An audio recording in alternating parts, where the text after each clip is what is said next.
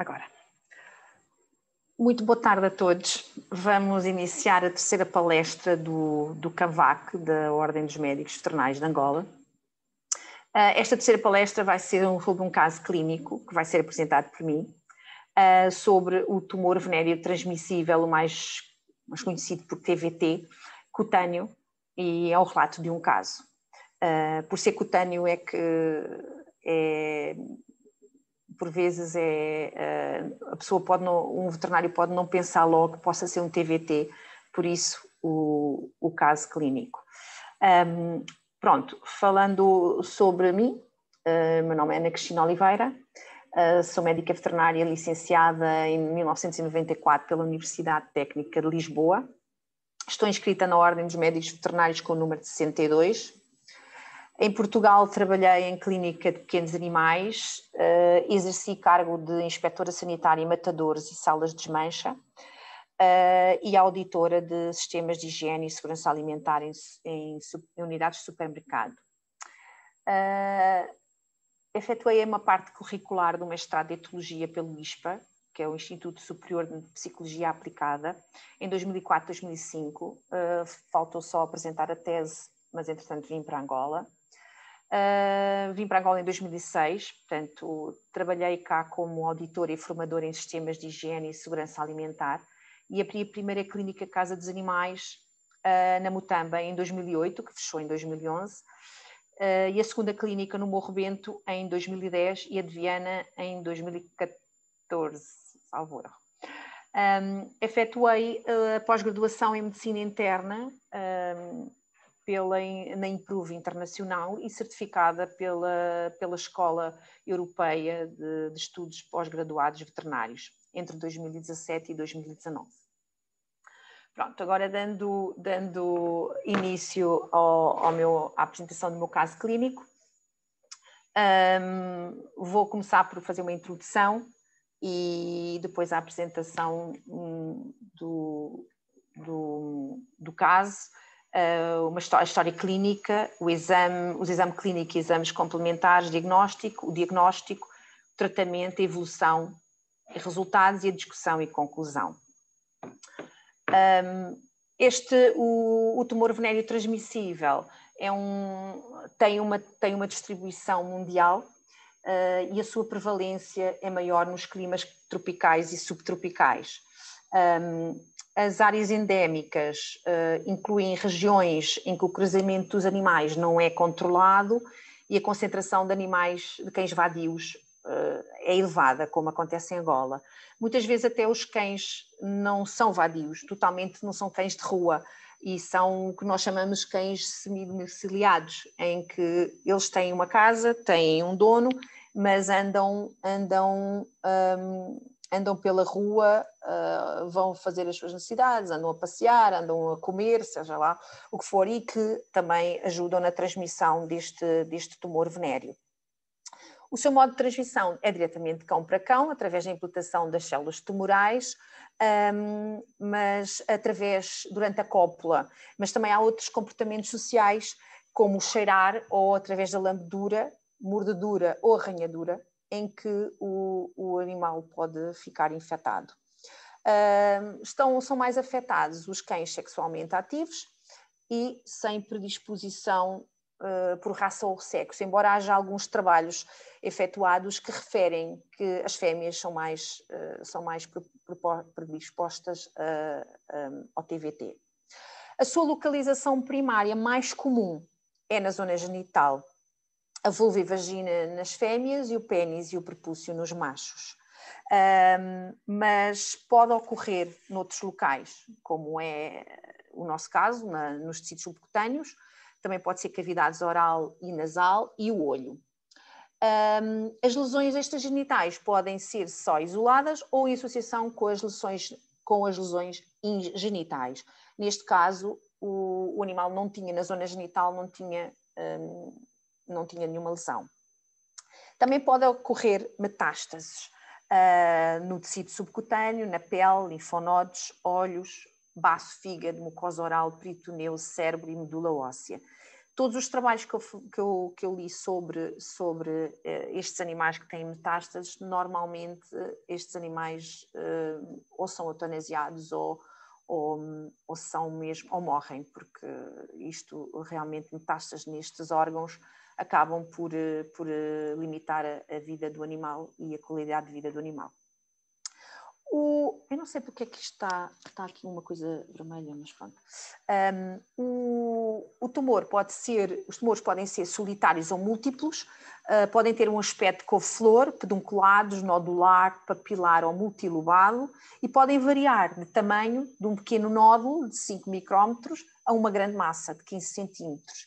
Podem ser firmes ou friáveis e a sua superfície pode ulcerar, ficar hemorrágico ou infectado. Eu agora tenho aqui algumas imagens. Estas são as fêmeas. Deixa-me só tentar. Eu não sei o que é isto aqui. Estas são as fêmeas, estão aqui tipo couve-flor. Estas aqui normalmente aparece, por vezes a gente nota que a vulva está, não podemos não ver a massa em si, mas notamos que a vulva está dura, um bocado inflamada, e às vezes só com o toque é que nós conseguimos sentir a massa lá dentro. Provavelmente apanhamos ou o dono se apercebeu de alguma coisa, ou começou a deitar sangue, e nós apercebemos, e ele apercebeu-se e vai com ele ao veterinário para ver o que é que se passa. Porque, regra geral, já aparece com este tamanho e às vezes até pior. Os pés, quase estas imagens todas são lá animais que apareceram na clínica.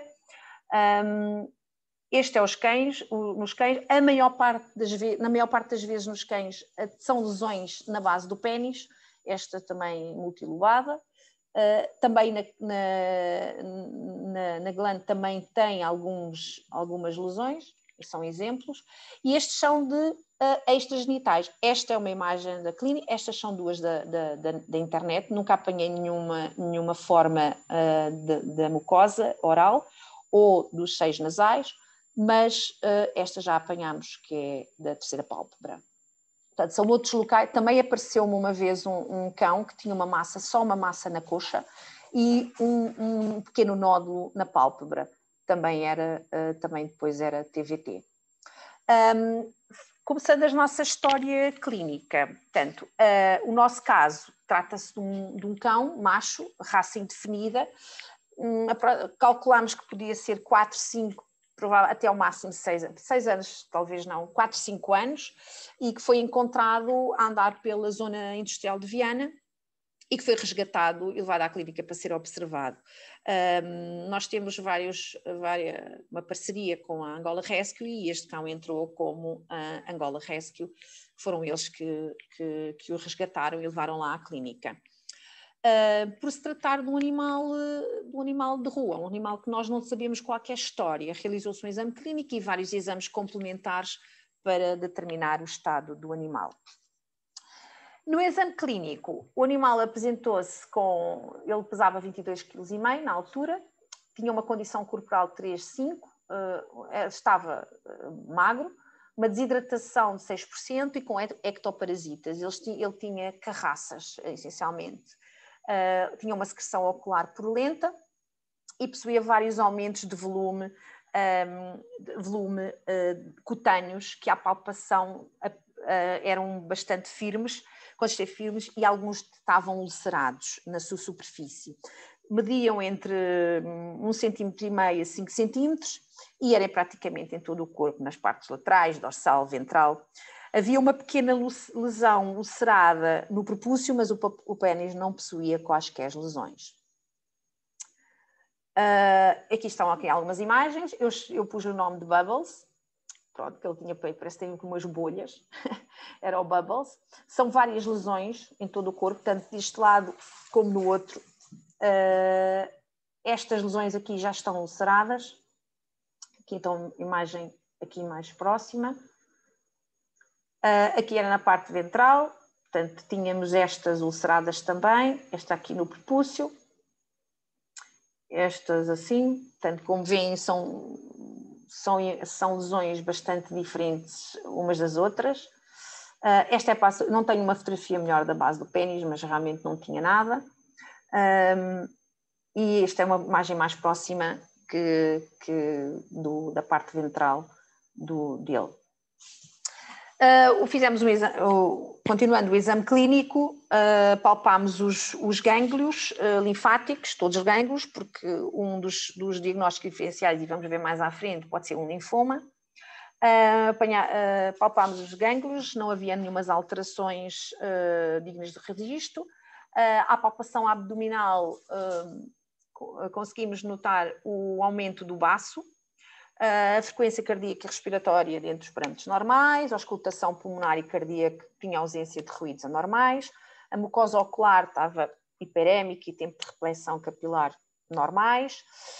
Foi observado que as fezes também estavam normais, mas que ele vomitou 2 vezes no primeiro dia. Portanto, é um animal que a gente não sabe a história dele, é um animal que vem magro, que vem desidratado e tem vómitos. Pois realmente observou-se que ele ainda vomitou algumas vezes depois, quando estava internado. Pelo facto de que na Angola existe propagação de várias doenças, como a esgana, a leptospirose, as doenças transmitidas por vetores, etc., e por se tratar de um animal de rua, considerou-se efetuar uma série de exames complementares. Portanto, começámos por um hemograma, um perfil bioquímico, uma análise eletrolítica, testes rápidos para despiste de doenças transmitidas por vetores, esgana e leptospirose, esfregaço de sangue para pesquisa de hemoparasitas, não foram observados, portanto, e foi confirmado por um laboratório externo, o exame radiográfico de tórax e abdômen, ecografia abdominal e citologia por agulha fina e por aposição. Vamos falar um bocadinho de cada uma delas.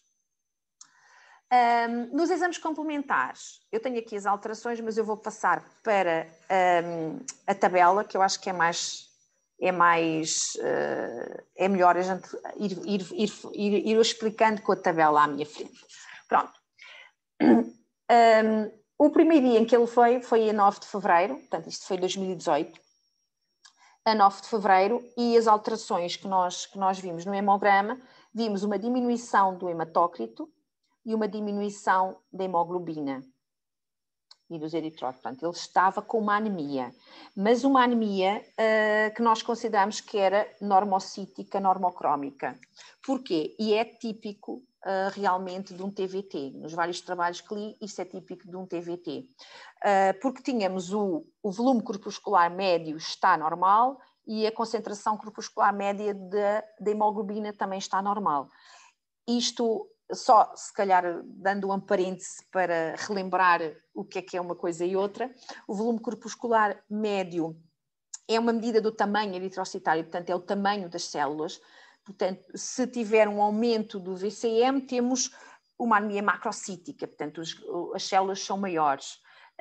Enquanto ao contrário, temos uma anemia microcítica. Neste caso, estão normal, então dizemos normocítica. No volume, na concentração média corpuscular, na concentração corpuscular média de hemoglobina, é uma medida de hemoglobina nos eritrócitos. Isso tem muito a ver com, no fundo, com a cor dos glóbulos vermelhos. Se for uma diminuição do CMCH, temos uma anemia hipocrómica. Neste caso está normal, é normocrómica. Pronto, só aqui uma chega, porque às vezes isto também a mim me gera muita confusão.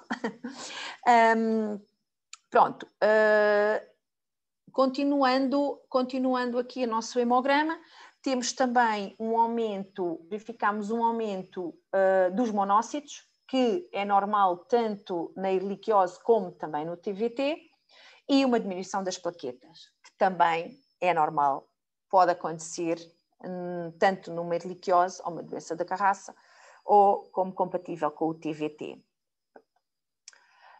O perfil bioquímico, temos também algumas alterações, portanto, a verde isto é depois os outros dias, depois mais tarde, mais daqui a bocado, vamos falar sobre os outros valores, mas nos outros dias. mas as proteínas totais e as globulinas estavam ligeiramente aumentadas, portanto o aumento das globulinas também é compatível com a erliquiose. Das proteínas totais também pode ser devido ao aumento das globulinas, como também pode ser devido à ligeira desidratação que ele tem. A análise eletrolítica, houve algumas alterações, apenas uma ligeira diminuição do sódio e do cloro, que atribuímos que possa ter sido pelo vómito, porque desconhece se houve vómitos anteriormente, mas poderá ser, também é uma diminuição bastante pequena. Os testes rápidos, fizemos o SNAP 4X+ da IDEX, através do soro, deu-nos positivo à Ehrlichia, por isso é que eu já estou a falar da Ehrlichia, e negativo ao anaplasma, Dirofilaria e Borrelia. Esta análise foi depois também confirmada por um laboratório externo, que já vamos ver depois já a seguir. Fizemos também o teste da esgana, devido a ele ter uma secreção ocular purulenta. Foi precisamente, a amostra foi a secreção ocular, deu-nos negativo. E, como tínhamos lá também o teste rápido da leptospirose, fizemos com soro, deu negativo, não nos deu nem leptospira canícula, nem gripe tifosa, nem ictorohemorragia, nem pulmona. O que não quer dizer que ela não podia estar com leptospirose, mas os sintomas não nos fez suspeita de leptospirose. O raio-x tórax, não houve evidência de alterações, nem presença de lesões metastásicas, nem aumento de gânglios. Fizemos aqui uma radiografia torácica de cúbito lateral esquerdo e outra de cúbito lateral direito.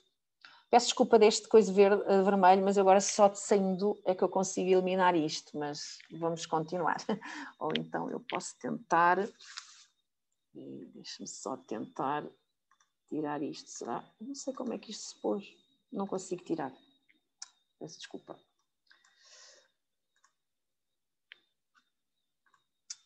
Ok, agora viemos outra vez para trás. Não consigo tirar não sei porque é que está a aparecer isto. Ok. Estava onde? Aqui.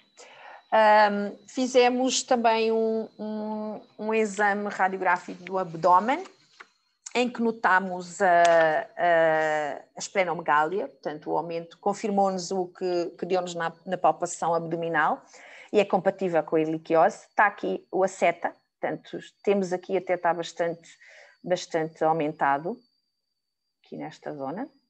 Fizemos uma ecografia abdominal, que também não foi observado nem gânglios linfáticos, nem aumento de gânglios, nem lesões metastásicas, e o baço realmente tinha uma dimensão aumentada, o contorno regular e a cogenicidade estava normal, com um parênquima homogéneo, mas que se estende caudalmente para o abdômen ventral, cranial à bexiga, compatível com a erliquiose. Então, vamos para a citologia.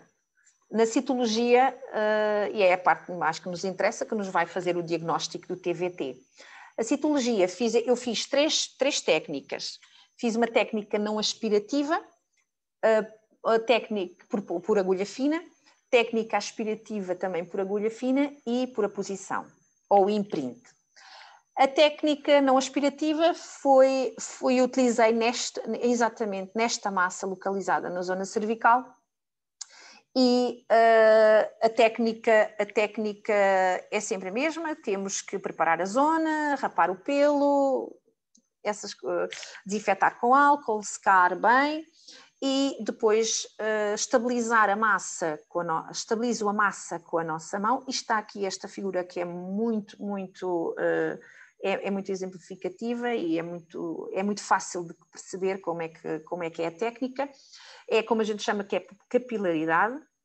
Eu utilizo agulhas de 22G e normalmente seringas de 5 ml, podemos também utilizar de 10, de 2 é muito pequeno e pode não causar o vácuo que nós queremos. Neste caso da técnica não aspirativa, a massa, pronto, fixamos, estabilizamos a massa com uma mão, a outra seguramos a agulha, sem estar com a seringa, por isso é que é não aspirativa. Introduzimos a agulha diretamente na massa, em linha reta, e movimentos rápidos de cima para baixo, mas não tirando nunca a agulha, sempre permanecendo dentro da massa, e também em leque, como está aqui esta imagem aqui.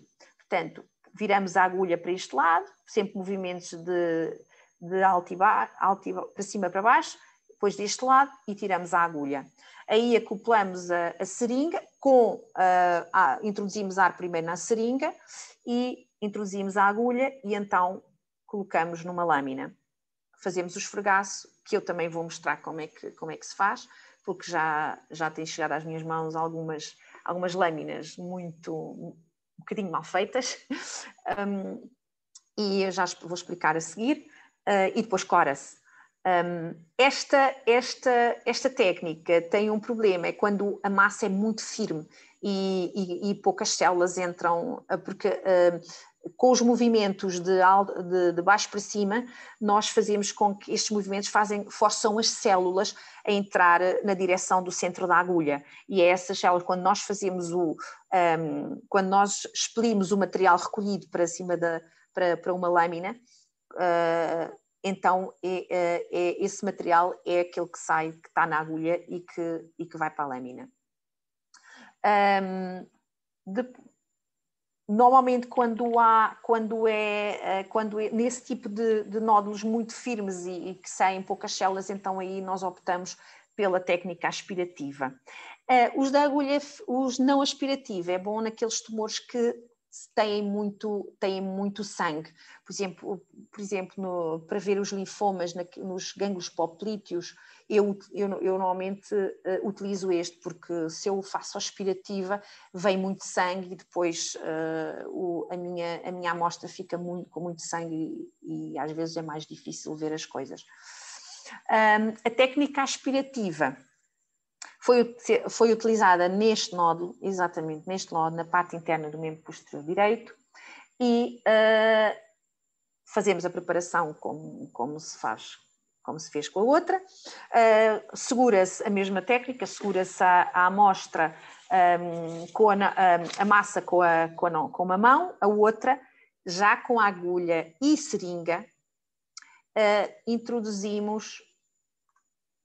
Introduzimos também em linha reta, só que aí já fazemos movimentos aplicamos pressão negativa, ou seja, puxamos o êmbolo várias vezes, até 3/4 da seringa, não é preciso puxar até ao fim, até 3/4 da seringa, e vamos libertando pressão e vamos fazendo essa pressão negativa, puxar o êmbolo 3 a 4 vezes. Também realizo em leque, portanto faço aqui assim e depois faço em leque, também continuo a fazer a puxar o êmbolo.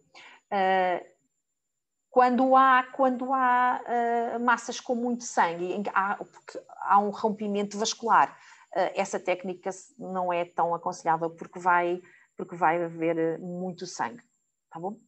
Pronto, e depois a recolha da amostra por aposição, o chamado imprint. Foi utilizada nesta massa ulcerada do prepúcio. E esta é a mais fácil de todos, é encostar a lâmina na lesão. Portanto, e eu até faço exatamente como está aqui na figura, pouso uma vez, outra vez, enquanto ao longo do comprimento da lâmina eu vou fazendo, tocando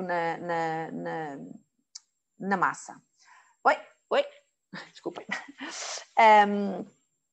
O que é que acontece aqui? É que aqui há muito infiltrado inflamatório e contaminação bacteriana, como vocês vão ver nas figuras a seguir, tem bastante bactérias. As preparações, portanto, temos a nossa amostra, recolhemos a nossa amostra, há 2 tipos de preparação. Normalmente, o que eu costumo fazer é do tipo squash. Só se a minha amostra é bastante líquida, é que nós fazemos tipo esfregaço. A do squash não tem nada a ver, não tem nada que saber, temos sempre que puxar o êmbolo para trás da seringa e pôr a agulha e então empurrar, expelir o conteúdo para um dos lados dos limites da lâmina. Com outra lâmina, fazemos a posição perpendicular, exatamente como está na figura, e empurramos essa segunda lâmina, fazendo ao longo, deslizamos a lâmina ao longo do comprimento da primeira lâmina. Não é preciso fazer muita força, não podemos estar a esmagar o material, que podemos provocar ruptura celular e depois mais difícil perceber que tipo de células é que estamos a ver. O próprio peso da lâmina, em conjunto com a sucção natural produzida a partir do material fluido, é geralmente o suficiente e não é necessário mais força, é apenas deslizar. A preparação de tipo esfregaço é como se fosse um esfregaço sanguíneo. Põe-se o material também numa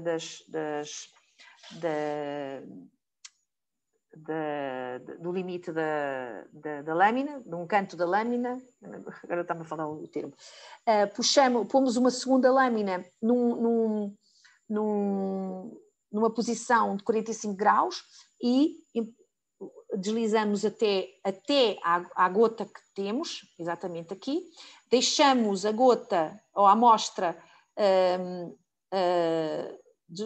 ocupar o espaço todo da lâmina,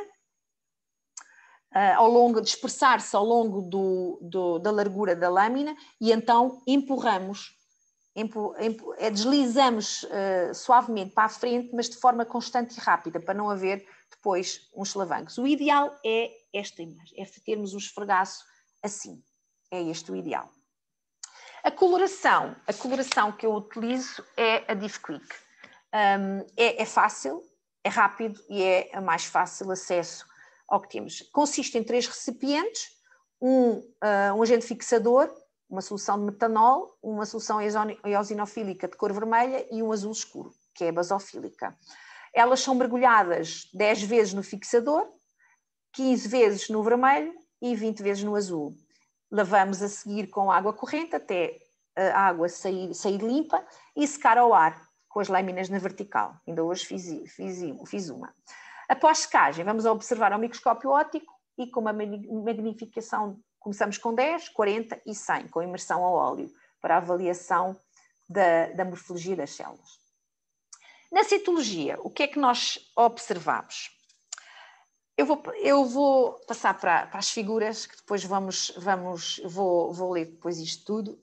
Aqui está, são umas imagens lindíssimas. Esta aqui é pela técnica não aspirativa, portanto é a massa localizada na zona cervical, e esta aqui é do membro, é da parte interna do membro posterior direito, é a aspirativa. Eu escolhi esta porque esta tem aqui uma figura de mitose, mas eu já vou passar. Portanto, o que é citologicamente, o que é que nós observamos? E observamos em todas as lâminas, independentemente da técnica que se utilizou. São células de forma redonda, ovais, exatamente, quer dizer, notamos que o tamanho delas são umas mais pequenas, umas maiores, logo aí vemos que é essa anisocitose, portanto, diferente tamanho das células. O núcleo também uns mais pequenos, outros maiores, que podem ser também ovais e muitas vezes cêntricos, portanto, localizam-se no limite da célula. O citoplasma é moderadamente basofílico, portanto, azulado. Temos aqui, é ligeiramente azulado e tem vacúolos citoplasmáticos. Portanto, esta é a grande característica do TVT. É estes vacúolos que eles têm. Também têm a presença presença de nucleolos. Vemos alguns nucleolos dentro do núcleo, que tem uma cromatina granular, portanto é granuloso, e temos algumas figuras mitóticas. Por acaso, temos aqui uma, por isso é que eu escolhi esta foto. Temos aqui uma figura de mitose. Aqui é a citologia por aposição. Como eu disse, tem bastante bactérias, portanto, todos estes pontinhos entre as células, e aqui temos muitas bactérias. Temos aqui um neutrófilo. Há vários, eu é que escolhi esta imagem, pronto, porque também podemos ver os núcleos cheios de vacúolos, basofílicos e bonitos. O núcleo com cromatina muito regular. E pronto. Eu agora... Pronto. Como diagnóstico, pronto. Para fazer o diagnóstico, aqui temos duas coisas. Temos, além do TVT, temos a erliquiose. Mas há algumas alterações hematológicas que nós verificamos, como a anemia e trombocitopénia, podem ser devido também ao TVT. Normalmente nós habituamos-nos a ser a erliquiose que provoca isso, mas o TVT também está descrito que provoca uma anemia e uma trombocitopénia. Portanto, o diagnóstico de TVT baseia-se realmente na história pregressa de ser um animal de rua, sexualmente ativo e tem acesso a várias cadelas e a vários animais que sem controle de reprodução, ao exame físico, portanto, a presença das massas cutâneas e nos achados das citologias efetuadas. Porque citologicamente está descrito que as células de TVT têm uma aparência muito característica e muito típica pela presença dos tais vacúolos citoplasmáticos claros. E é o que diferencia dos demais tumores das células redondas, como o mastocitoma, histiocitoma e linfoma. Eu tenho aqui várias figuras, algumas fotos de cada tumor, pronto, para a gente fazer o diagnóstico diferencial. Isto é um mastocitoma. Este mastocitoma também apareceu lá na clínica, portanto, esta foto é nossa. O que é que, como podem, comparando com o TVT, é facilmente dizer que não é um mastocitoma.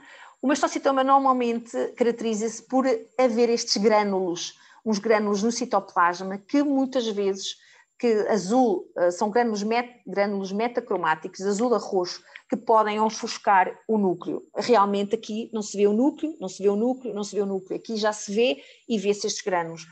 Eu diria que este tumor é altamente diferenciado, provavelmente um grau 3.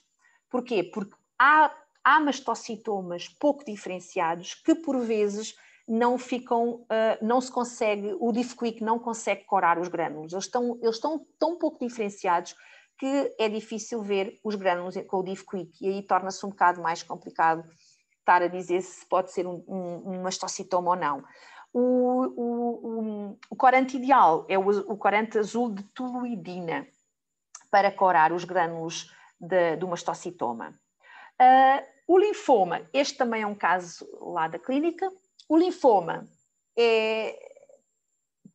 também julgo que é fácil de diferenciar do TVT. A maior parte das células são linfoblastos, tem que ter mais de 50% no esfregaço. Vê-se perfeitamente também, está aqui uma figura de mitose também. Vê-se perfeitamente, são células muito, muito grandes, umas maiores, outras mais pequenas. Os núcleos também estão excêntricos no limite do citoplasma, mas não se vê vacúolos. O único tumor de células redondas que podemos ver vacúolos, este é da internet, isto não é nosso. Eu julgo que tenho um histiocitoma, mas não encontrei a foto, portanto eu fui à internet buscar este. Este julgo eu que seja o mais talvez o que pode fazer confusão com o TVT, porque ele pode ter vacúolos, está aqui poucos, mas estão aqui alguns.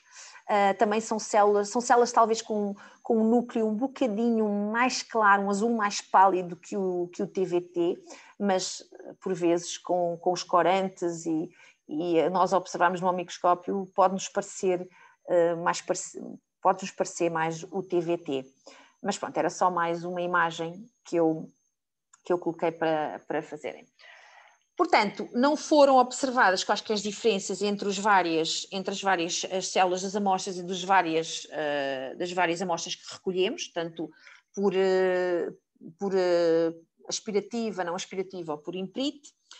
Fizemos também, para confirmação histopatológica, fizemos biópsia das 3 massas, as mesmas massas da citologia, e enviámos para um laboratório externo que confirmou o diagnóstico TVT. Também achei pertinente explicar como é que nós fizemos a biópsia dessas 3 massas. Também tenho aqui o protocolo, portanto, a preparação da área, tivemos aplicação tópica de lidocaína em spray e utilizamos um punch. O punch é exatamente isto que está aqui. Eu encontrei esta imagem na internet, o que eu acho que é muito, muito exemplificativa. O que nós utilizamos foi de 6 milímetros, introduz-se na massa e rodamos com movimentos para cima e para baixo até alcançar a profundidade, bem, neste caso, a profundidade do punch. Depois seguramos, normalmente, aqui está seguro por uma pinça, mas normalmente até ainda temos a amostra no punch e com uma tesoura cortamos por baixo, exatamente como está aqui.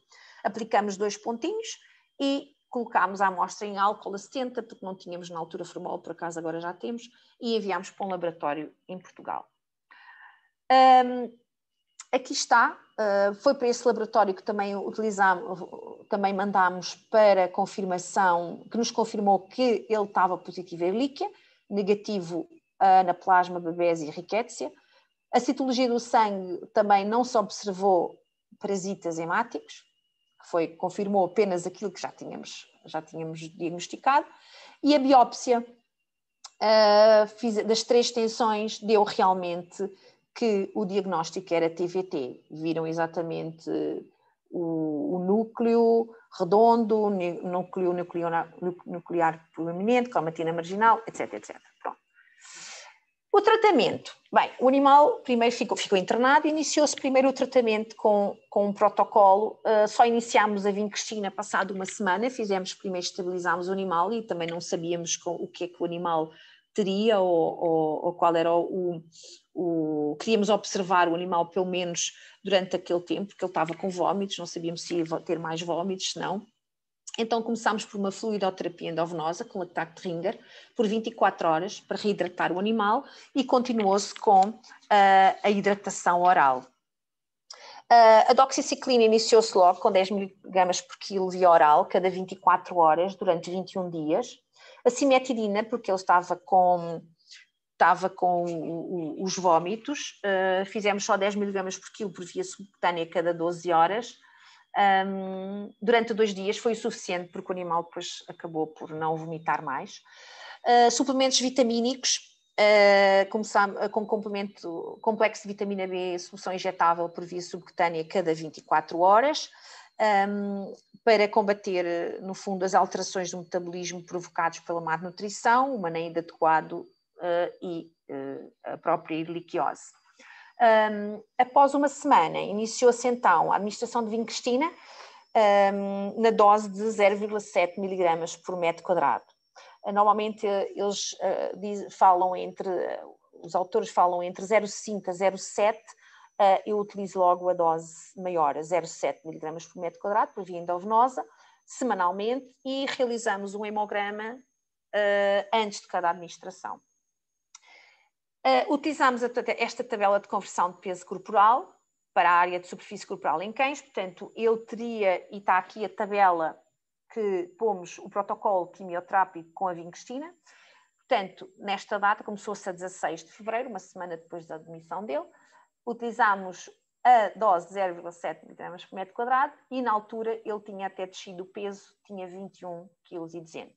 Portanto, utilizámos uma área de metros quadrados de 21,076, que multiplicando por 0,7 dá-nos a dose de 0,53. Pomos sempre qual é o membro que utilizamos. Eu normalmente gosto de alternar o membro. Este foi o membro anterior direito, membro anterior esquerdo, outra vez o direito, o esquerdo, o direito, o esquerdo. Pronto, aqui depois aqui já dá para ver que demos 6 aplicações de vincristina e o peso dele também foi aumentando a área por metro quadrado e aumentando também a dose aplicada. Temos que falar sempre na biossegurança. Temos que, para a aplicação da vincrestina, nós utilizamos sempre, e isso é importante, a aplicação de 2 pares de luvas, óculos de proteção, avental e máscara, na preparação e administração da vincrestina. Temos que, isto é essencial, a colocação correta de um catéter intravenoso 20G e a administração de cloreto de sódio 0,9%, 100 a 200 ml. Há literatura que fala que dá apenas a vincrestina. Nós optamos sempre por dar um pouco de soro para diluir um bocado e, inclusive, quando estamos a aplicar, diluímos também um bocadinho de soro na seringa que tem a vincrestina. Depois administramos num bolos lento durante 3 a 5 minutos e depois temos que descartar tudo, inclusive o sistema de soro, seringa, agulha, tudo, nos recipientes adequados. Pronto. Ao iniciar-se a vincrestina, continua-se a administração da doxiciclina e substituiu-se os suplementos injetáveis por comprimidos.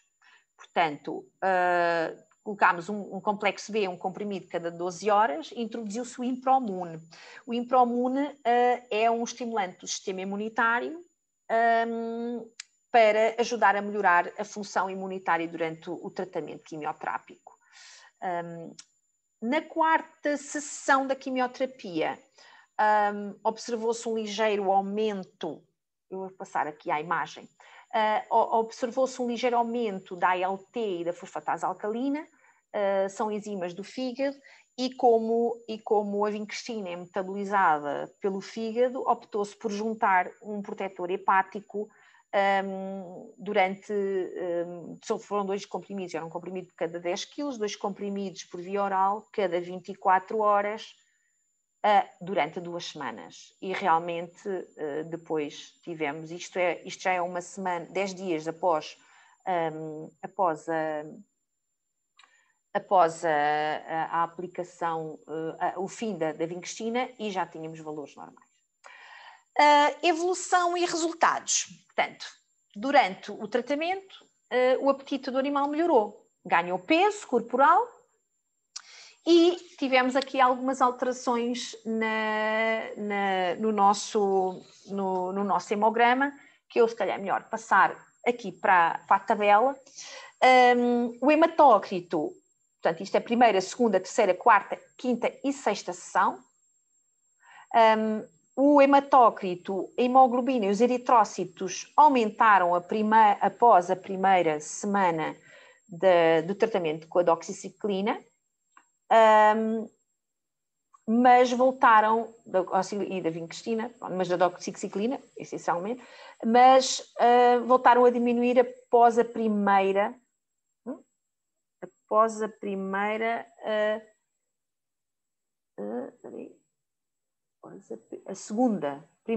a primeira administração da vincrestina, foram diminuindo, mas sempre dentro dos valores. Aqui ainda estava com anemia. Eles só ficaram normais, ficou só normal, exatamente, só depois da vincrestina e depois de acabar o tratamento. Os valores diminuíram, atingiram o mínimo aqui na 5ª sessão, mas depois voltaram, e que é observado em animais a serem tratados com vincrestina. Isto está descrito que há uma diminuição da anemia e há uma diminuição do hematócrito, hemoglobina e eritrócitos, mas sempre uma anemia normocítica, normocrómica, porque os valores do VCM e do CMCH sempre ficaram normais.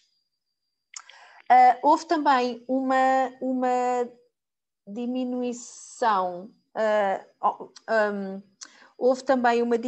dos valores do hematócrito. Eu não estou a ver bem. Aqui, já pus isto para o lado. Uma diminuição dos valores dos leucócitos a partir da 1ª sessão, mas estes valores mantiveram-se sempre dentro dos valores de referência para a espécie, e também é compatível com vários relatos de vários autores em que há uma diminuição realmente dos leucócitos, e se eles diminuíssem muito, mesmo muito, eu teria que parar a vincristina, mas não foi o caso, eles mantiveram-se sempre dentro dos valores normais. Também os monócitos continuaram aumentados, mas foram diminuindo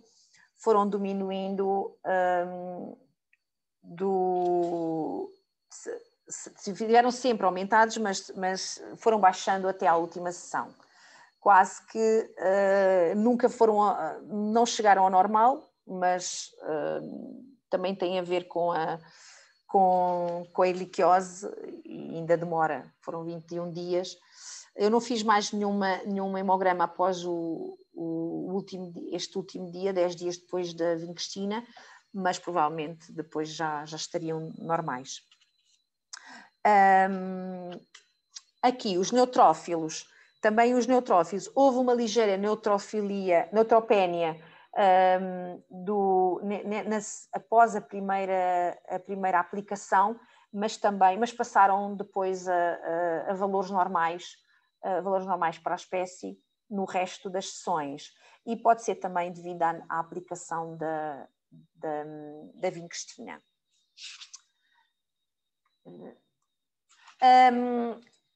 Pronto, isto é o que eu acabei de dizer. Sobre os monócitos, trombocitopénia. A trombocitopénia, não tinha falado da trombocitopénia. A trombocitopénia ainda na primeira sessão ainda estava diminuída, mas depois ficou sempre dentro dos valores de referência. Isto porque a vincristina também é utilizada para o aumento das plaquetas. É quando há uma trombocitopénia imunomediada, ou há uma alternativa que é a utilização da vincristina. Os valores eletrólitos voltaram logo a valores de referência normal após a hidratação do animal. Portanto, os valores estão completamente normais.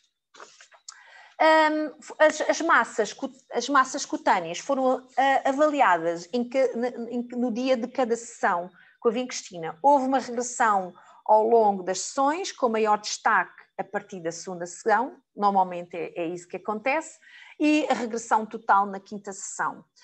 Ainda assim, foi administrada mais uma dose, o que fizemos 6 sessões, porque também há autores que aconselham a fazer mais uma sessão. As massas ulceradas cicatrizaram ao fim da terceira sessão, em que apareceu um tecido cicatricial e hiperpigmentado. Eu já vou mostrar as fotos. Não foi observado nenhum efeito secundário que está relatado em outros casos, em vários artigos, que são atribuídos à administração da vincristina, como qualquer distúrbio gastrointestinal, perda de peso e anorexia, não foi observado. E realmente o hemograma efetuado 10 dias após a última sessão da vincristina revelou apenas uma ligeira monocitose e todos os valores já estavam normais. Aqui estão, ao fim da quinta sessão.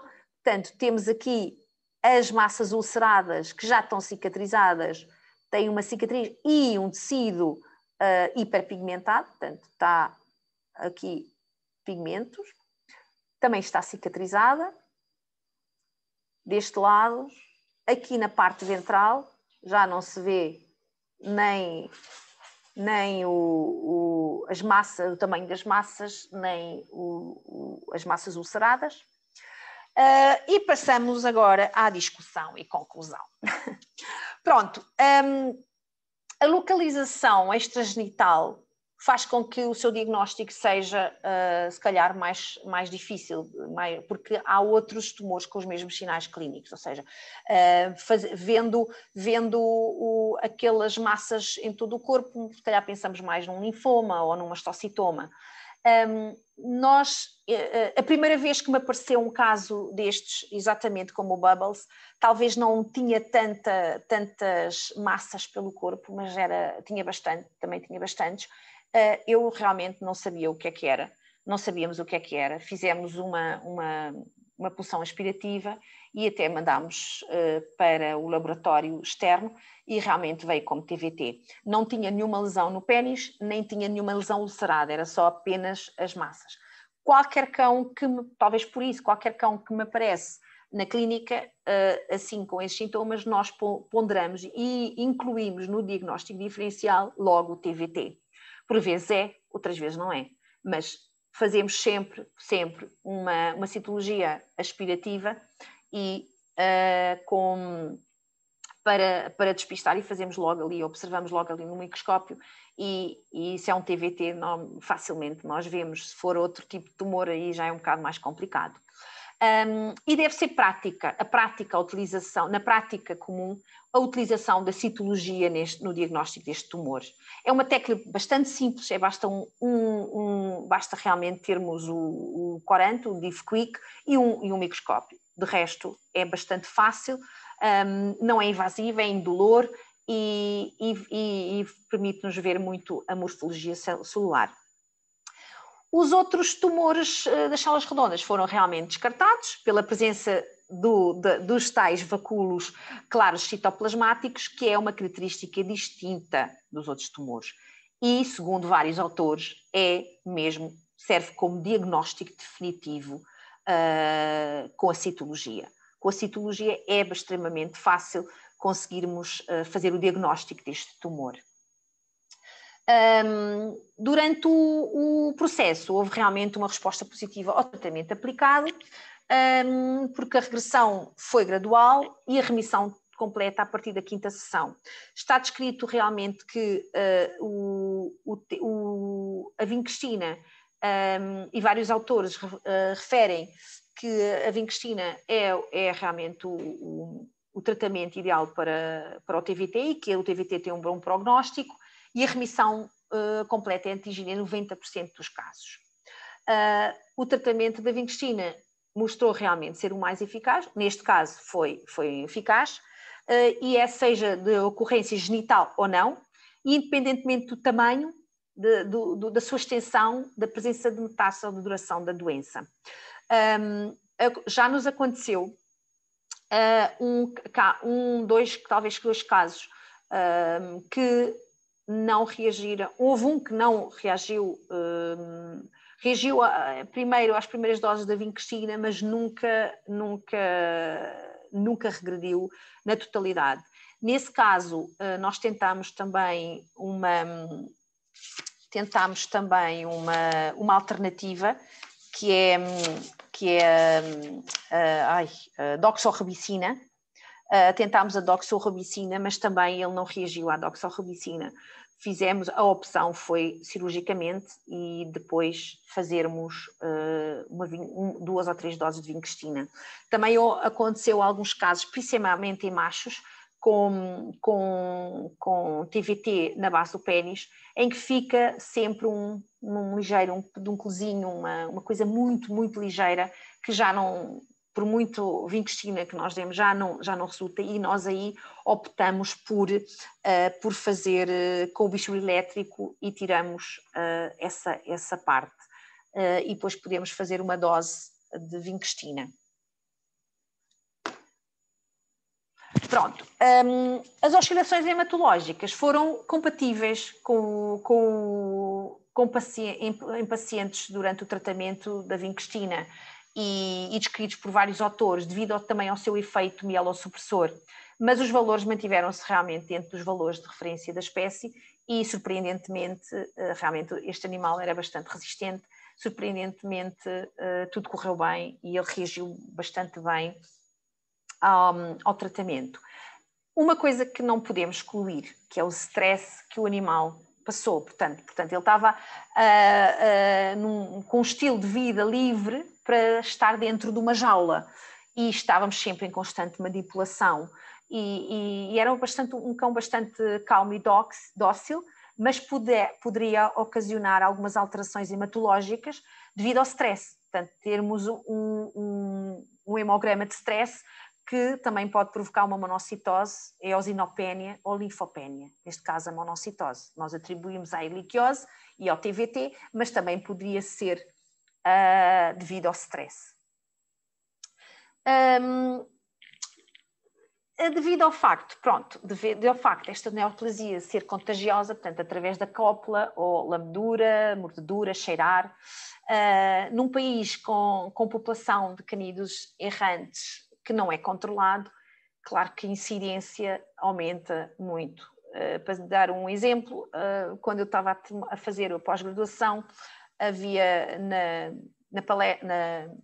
desculpem-me que esta gata, na palestra sobre a citologia, precisamente, a colega que estava lá a dar a palestra perguntou se alguém conseguia arranjar lâminas com TVT, porque ela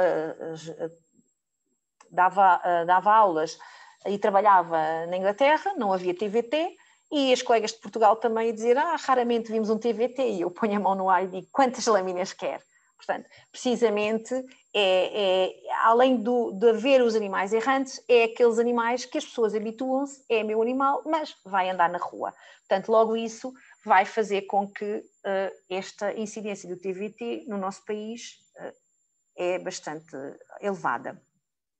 Claro que uma das medidas preventivas passava pela consciencialização da população, não é? Incluindo os proprietários dos animais, positivos, acerca da reprodução controlada. Portanto, um animal tem que, se o meu animal tem TVT, eu não posso cruzar o meu animal. Já vimos animais grávidas e com TVT. Controlar o contacto entre animais e também evitar o abandono e deixar o seu animal livre para andar na rua. Claro que a existência de campanhas de esterilização por parte do governo seria uma mais-valia para a diminuição dos casos de doença. Pronto, chegamos ao fim. Muito obrigada pela atenção. Espero que eu tenha conseguido explicar muito bem o meu caso. E questões, se alguém tem alguma questão, pode pôr no bate-papo ou pode pôr no som, não sei. Tenho aqui no bate-papo uma coisa, pronto. Não tem, fui bastante clara na minha explicação, não há dúvidas? Não?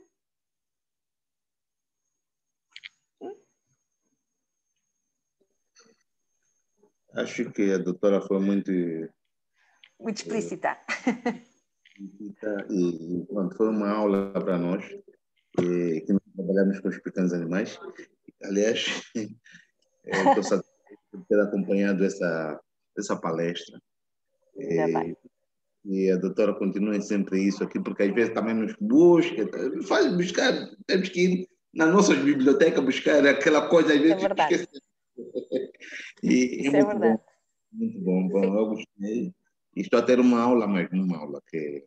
Ok. Agora, há aqui várias pessoas que entraram e que não se inscreveram, portanto, terão que me mandar um mail, que é para eu mandar depois a apresentação. Está bem? Bem, não sei se mas, eu acho que não. Eu não sei, eu agora já me estou um bocado perdida. Outra coisa que eu me esqueci de dizer, eu não pus aqui a bibliografia, porque a bibliografia é bastante extensa. Eu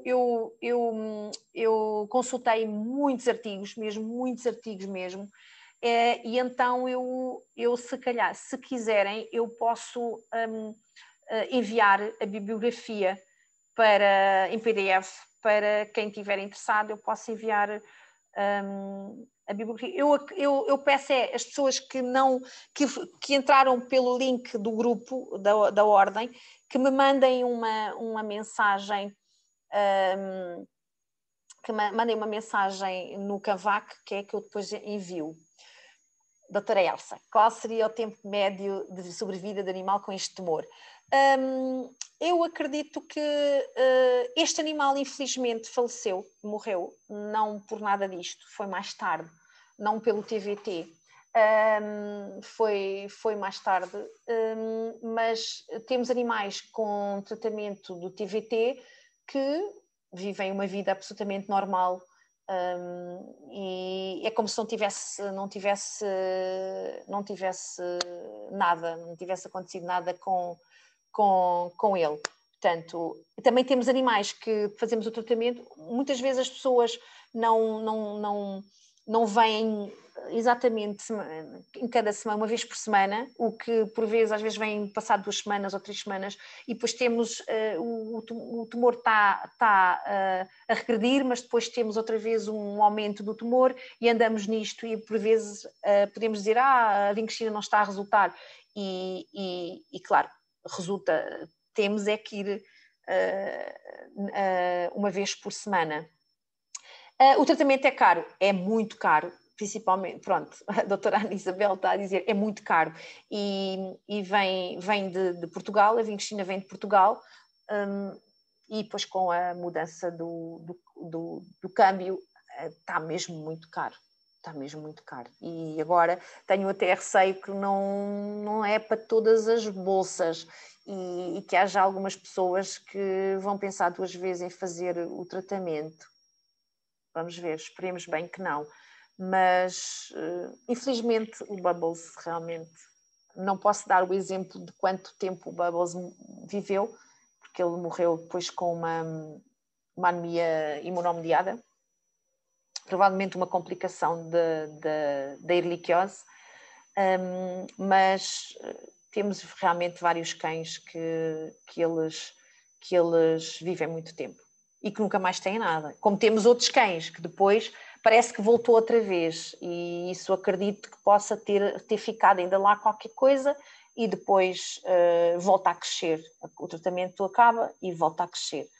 Por isso, às vezes as fêmeas é mais difícil de percebermos quando é que regrediu na totalidade, porque há tumores que realmente não é como aquelas fotos que eu mostrei, que se vê na parte exterior. Nós temos que pôr realmente lá o dedo, temos que fazer o toque e ver se ainda sentimos alguma coisa, e por vezes aí pode até pensarmos que já está tudo, e pode ainda ficar lá alguma coisa. Penso eu que essas que voltam a aparecer pode acontecer isso, embora é muito raro. Normalmente o tumor é mais exuberante e nota-se realmente logo à primeira vista. Mais alguma questão? Uma nova mensagem?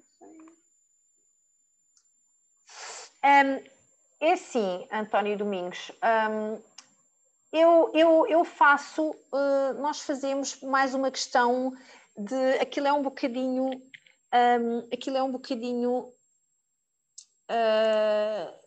notamos que eles notam, é um bocadinho doloroso, tem que ser mesmo muito devagar, e mesmo assim notamos que os animais mexem-se muito. Por isso é que eu coloco o soro, colocamos tipo uns 5 minutos o soro a correr, uns 3, 4 minutos o soro a correr, e depois eu coloco a vincristina, diluo um bocadinho com soro. Portanto, se utilizamos o 0,5 ou 0,56 numa insulina, eu encho-a de insulina e vou dando devagarinho. É mais por causa da sensibilidade do animal, porque noto que eles realmente fazem, notam um bocado, que eles sentem um bocado de dor. Mas há vários autores que dão só a vincristina, realmente não põem o soro, mas normalmente há outros que sim, que colocam soro, e nós fazemos assim. Achamos que se calhar é mais fácil para o animal. Mais alguma dúvida? Doutora Yamira? Não tem dúvida? Estou a ver ali a doutora Yamira.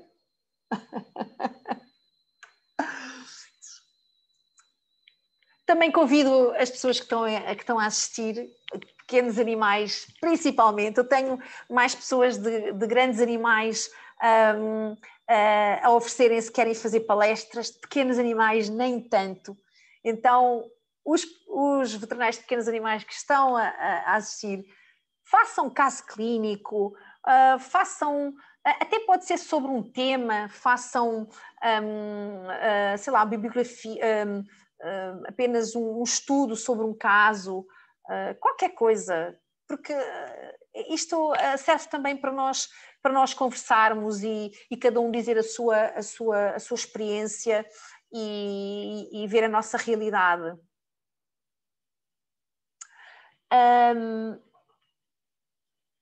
O António Domingos disseste que havia lesões no prepúcio, não havia saída de sangue pelo prepúcio, não, nada. Era só mesmo aquela, não sei se tu entraste e viste a foto, eu também posso pôr aqui a foto outra vez. A foto não tinha sangue, era apenas, espera aí. Portanto, era esta, deixa-me pôr mais para trás, mais para trás, mais para trás, mais para trás. Oi? Era aqui, esta aqui. Portanto, não havia sangue, era assim apenas uma abertura. Portanto, não havia sangue, era mesmo aqui perto, era assim deste género. Deitava, ficava úmido, mas não havia sangue. Não havia sangue, era assim, era mesmo esta. Pronto. No pénis, nada. Esta não é muito boa, eu pensava que tinha uma melhor, não tenho uma tão boa, só tenho esta. E realmente a do prepúcio era esta. Não havia sangue, não havia nada, o animal não deitava sangue, não havia lesões absolutamente nenhumas no pénis. Agora não sei como fazer. Okay. Mais.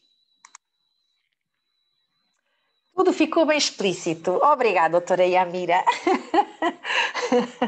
E vamos estar à espera agora do doutor António Domingos fazer as suas apresentações também, que ele é excelente a dar palestras.